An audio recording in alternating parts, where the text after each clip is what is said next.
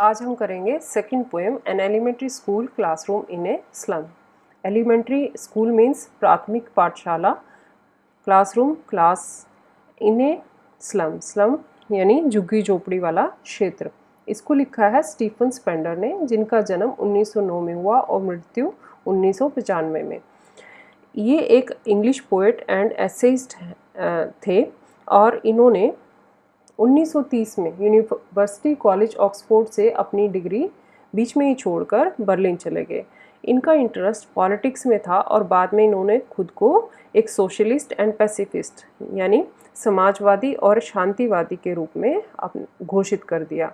इनकी बहुत सारी बुक्स हैं जिसमें से मुख्य हैं poems of dedication, the age of being, the creative element, the struggle of the modern and an autobiography, world within world.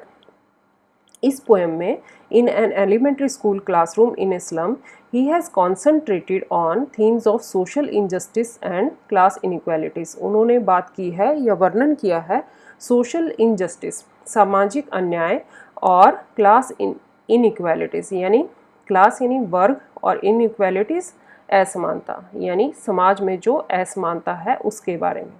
तो अब हम पोएम स्टार्ट करते हैं। Far, far from gusty waves, these children's faces like rootless weeds, the hair torn round their pallor. Far, far का meaning है बहुत दूर, और गस्टी वेव्स होती हैं तूफानी लहरें। तो इन बच्चों के चेहरों से बहुत दूर है तूफानी लहरें। कहने का भाव है कि उन बच्चों का चेहरा जो है वो रंगहीन है। Like rootless weeds, the hair torn round their pallor. Pallor होता है पीला पड़ा हुआ, तो टॉन यानी उनके बाल जो हैं बिखरे हुए हैं उनके पीले चेहरों के ऊपर, और ऐसे हैं उनके बाल जैसे कि रूटलेस वीड्स होते हैं। वीड्स क्या होता है? खरपतवार। रूटलेस जिनकी जड़ें ना हो, तो उनके बाल बने हुए नहीं हैं, ऐसे हैं जैसे कि रूटलेस वीड्स, बिखरे हुए खरपतवार हों। The tall girl with her wave down head, एक लंबी सी लड़की क्लास में बैठी है और उसने अपना सिर झुकाया हुआ है। द पेपर सीमिंग बॉय, और एक इतना पतला लड़का है जैसे कि कागज हो। विद रेड साइज, और उसकी आंखें चूहे जैसी हैं। The stunted unlucky heir of twisted bones, इस तरह से स्टंटेड होता है जिसकी ग्रोथ सही प्रकार से ना हुई हो, पूर्णतः विकसित ना हुआ हो। अनलकी हेयर यानी अभागा, हेयर होता है उत्तराधिकारी, ऑफ ट्विस्टेड बोन्स जिसकी हड्डियां मुड़ गई हों। रिसाइटिंग ए फादर्स नैड डिजीज, यानी उसको अपने पिता से गठिया की बीमारी जो है वो उत्तराधिकार में मिली है, विरासत में मिली है। His lesson from his desk, वो अपने डेस्क पर बैठा हुआ पाठ पढ़ रहा है।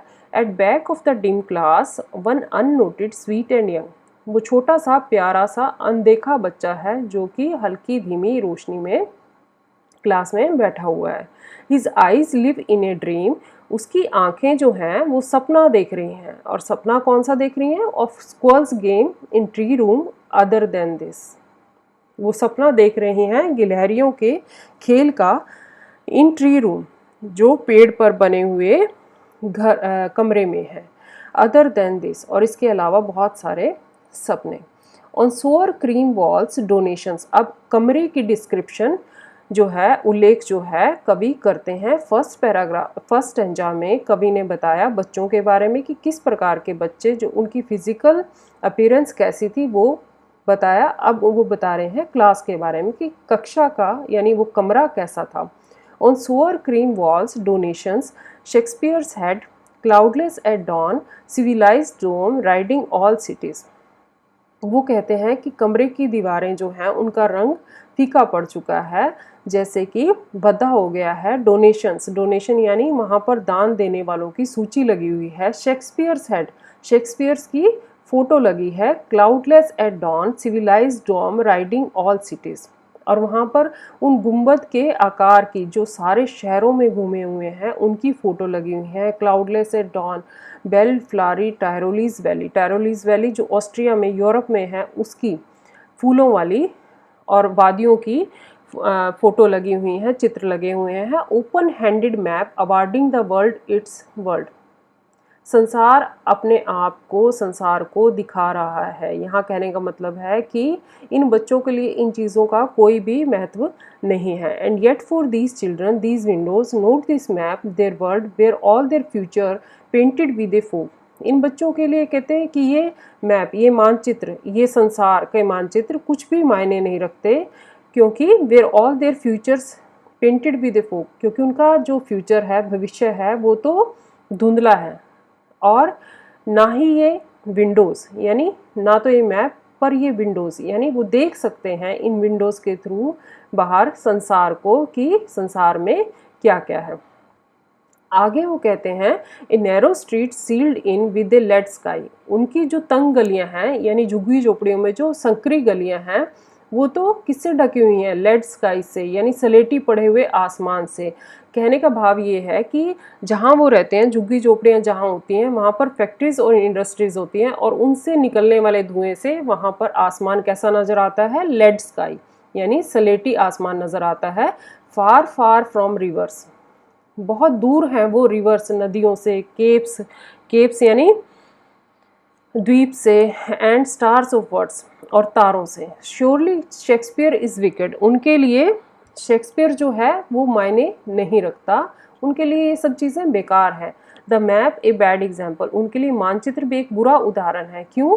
क्योंकि with ships and sun and love tempting them to steal, उनके पास अपनी जीवन जीने का, अपना जीवन चलाने के लिए पैसे नहीं हैं, तो ये सब चीज़ें जो हैं, शिप्स यानी ये जहाज, ये सन, ये सनशाइन, और ये प्यार, ये उनको टेम्प्ट करता है, यानी उनको बहकाता है चुराने के लिए, चोरी करने के लिए। For lives that slightly turn in their cramped holes, उनकी जीवन तो कहाँ पर मुड़ रहे हैं? उनके बिलों की तरफ, यानी उनके घरों की तुलना बिलों से की गई है। From fog to endless night, उनका जो धुंधला भविष्य है वो तो कहाँ ख़त्म हो रहा है? एक ऐसे अंधेरे में जिसको कि एंडलेस नाइट यहाँ पर कहा गया है कि ऐसी रात जिसका अंत ना हो, यानी अंधकार में है उनका भविष्य। On their slag heap this children wear skins peep through by bones and spectacles of steel with mended glass.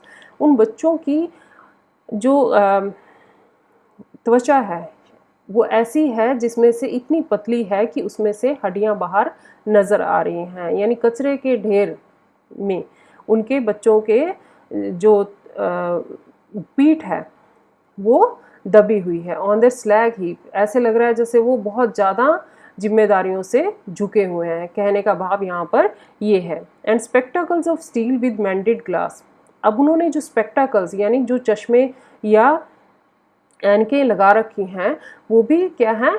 टूटी फूटी हैं। मैंडेड ग्लास, उनको ठीक करके लगा रखा है उन्होंने।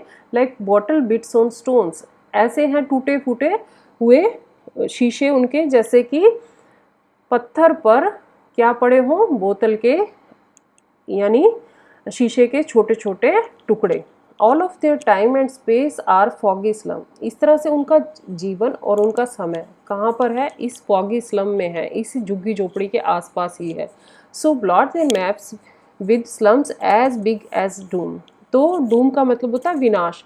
तो आगे कवि कहते हैं कि इन मैप्स में इन स्लम्स के बारे में भी दिखाया जाना चाहिए कि कितना विनाश वहाँ पर है, कितना उनका जीवन अंधकार में है। Unless governor inspector visitor this map become their window and these window that shut upon their lives like catacombs. तो वो आगे कहते हैं कि गवर्नर जो है, इंस्पेक्टर एंड विजिटर्स, यानी गवर्नर, अध्यापक, इंस्पेक्टर और स्कूल में आने वालों, उनको संबोधित करते हुए कहते हैं this map become their window, कि ये जो मैप है, ये जो मानचित्र है, यही उनके लिए एक खिड़की है। यानी अगर संसार को उन्होंने देखना है तो वो हर जगह तो नहीं जा सकते, उनके बस की बात नहीं है, पर इन मैप्स के थ्रू केवल वो संसार के बारे में जान सकते हैं कि कहाँ पर क्या है, बाहर बहुत अच्छी चीज़ें भी हैं, ये उनको पता लग सकता है। And these windows that shut upon their lives like catacombs, और कहते हैं कि यही जो खिड़कियाँ हैं जो उनके जीवन को कब्र की सुरंग की तरह बंद करती हैं, तो वो कहते हैं कैटाकॉम्ब्स का मीनिंग होगा कब्र। Break O break open till they break the town, तो वो कहते हैं कि हटा दो इन पाबंदियों को, यानी इस असमानता को जो समाज में है हमारे, उसको हटा दो। Open till they break the town, नहीं तो वो क्या करेंगे, इस टाउन को, इस शहर को ही तोड़ देंगे। And show the children to green fields, इन बच्चों को हरे भरे खेत दिखाओ। And make their world run azure on gold sands, azure होता है नीला, तो वो कहते हैं कि इन बच्चों को हरे भरे खेत दिखाओ और उनके संसार को सुनहरे रेत पर नीले आकाश की तरह बनाओ।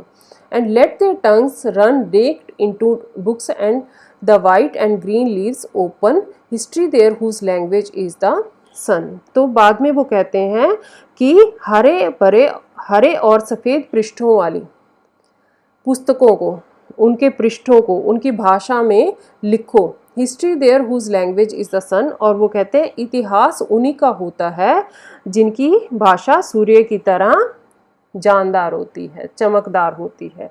तो बेटा इसमें जो स्लम्स में रहने वाले बच्चे हैं उनके भविष्य और उनके जीवन के बारे में बताया गया है। और अब हम करेंगे इसमें कौन कौन सी पोएटिक डिवाइसेस यूज़ हुई हैं। तो पोएटिक डिवाइसेस क्या होती हैं बेटा, जो कवि अपनी भाषा को प्रभावशाली बनाने के लिए या उसको डेकोरेट करने के लिए जो डिवाइसेस या शब्दों का हेरफेर करता है उसको हम पोएटिक डिवाइसेस कहते हैं। तो इसमें जो सबसे पहली पोएटिक डिवाइस यूज़ हुई है वो है लाइक रूटलेस वीड्स। आपको जैसे पता ही है कि सिमिली क्या होती है, सिमिली होती है इनडायरेक्ट कंपैरिजन। तो जहाँ पर भी एज और लाइक आता है वहाँ पर सिमिली होती है मोस्टली। तो लाइक रूटलेस वीड्स यहाँ पर सिमिली है। इसी तरह से नेक्स्ट जो आया है सिमिली वो है like bottle bits on stone. तो like bottle bits on stone कहाँ पर है देखेंगे हम आगे। Like bottle bits on stone third stanza में देखिए, last third line, like bottle bits on stone. इसी तरह से next as big as doom, ये भी सिमिली है, इतना बड़ा, इतना और इतना विनाशकारी। इसी तरह से लाइक कैटाकॉम्स, लास्ट स्टैंजा में थर्ड लाइन, लाइक कैटाकॉम्स, ये भी सिमिली है। अब इसमें मेटाफर यूज हुआ है। मेटाफर कहाँ कहाँ पर यूज हुआ है ये देखेंगे हम। जैसे कि बच्चे के बारे में बोला गया था द पेपर सीमिंग बॉय, ये मेटाफर है। इसी तरह से विद रैट्स आइज, ये भी मेटाफर है कि चूहे जैसी आंखें, किसी की भी चूहे जैसी आंखें नहीं हो सकती, बट एक कंपैरिजन, डायरेक्ट कंपैरिजन किया है तो मेटाफर है। इसी तरह से पेपर सीमिंग बॉय, कोई भी बच्चा या कोई भी लड़का पेपर जैसा नहीं होता, कागज़ जैसा नहीं होता, बट एक कंपैरिजन कर दिया, एक बता दिया, तो इसलिए ये मेटाफर हुआ। इसी तरह से lead sky and painted with fog, ये दोनों मेटाफर हैं इसमें। तो लेड स्काई यहाँ पर, तो ये भी मेटाफर है। और पेंटेड विद फोग, ये भी क्या है, मेटाफर है। ठीक है बेटा, थैंक यू।